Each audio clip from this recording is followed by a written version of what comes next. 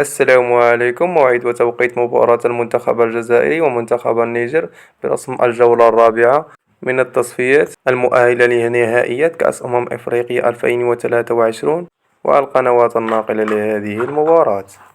ويحتل المنتخب الجزائري صدارة المجموعة السادسة برصيد 9 نقاط، بينما يحتل المنتخب النيجر المركز الثالث برصيد نقطتين.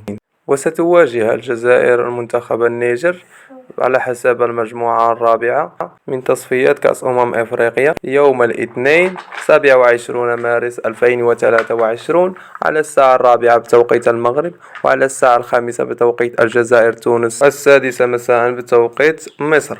وبالنسبة للقنوات الناقلة، ومن المرتقب نقل هذه المباراة على قناة بي ان سبور HD 4 إن شاء الله.